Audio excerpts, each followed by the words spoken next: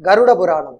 கருட பகவான் பரமபத நாதனை தொழுது எந்தையே பிரயோபவேசம் செய்தல் என்பது யாது?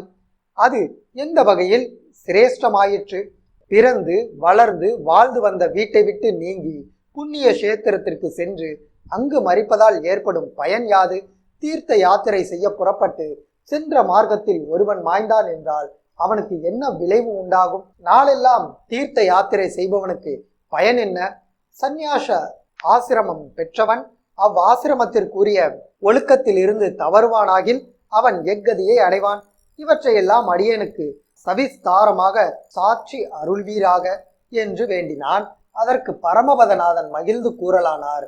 கருடா, எவன் ஒருவன் ஆகார வியவாகாரம் ஒன்றும் செய்யாமல் நியமத்தோடு தர்பாசயனம் செய்து என்னையே தியானம் செய்து கொண்டு மறிக்கின்றானோ அவன் நமது உலகை அடைவான்.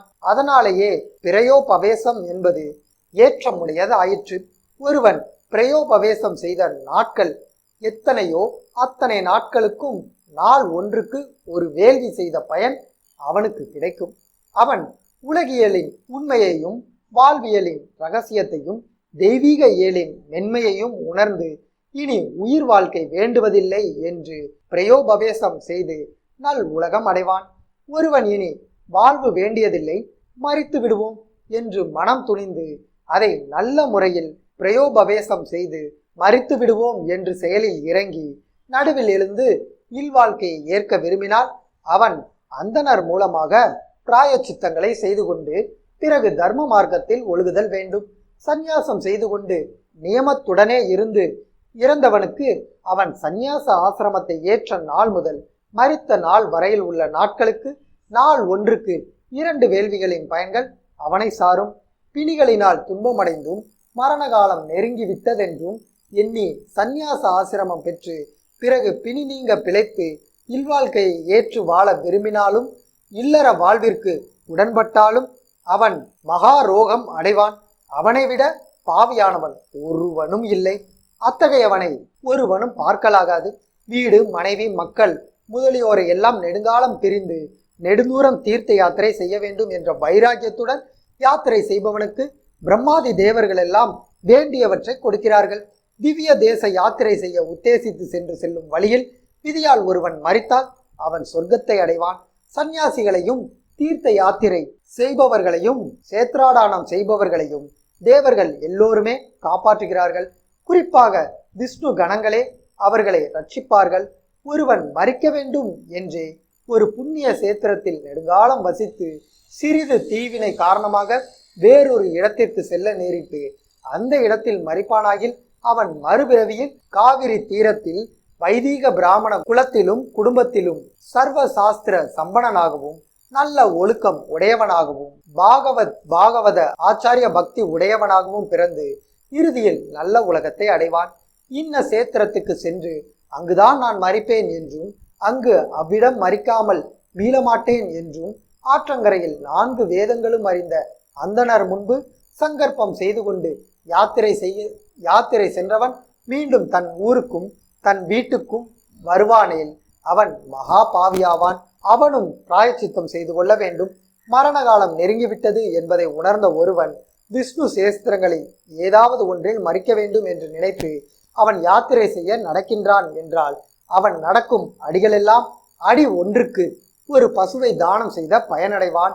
எந்த காரணத்திலாவது அவ்வாறு சென்றவன் வீடு திரும்பிவிட்டால் அவன் நடந்து சென்ற அடிகளுக்கு அடி ஒன்றுக்கு ஒரு பசுவை கொன்ற தோஷத்தை அடைவான்.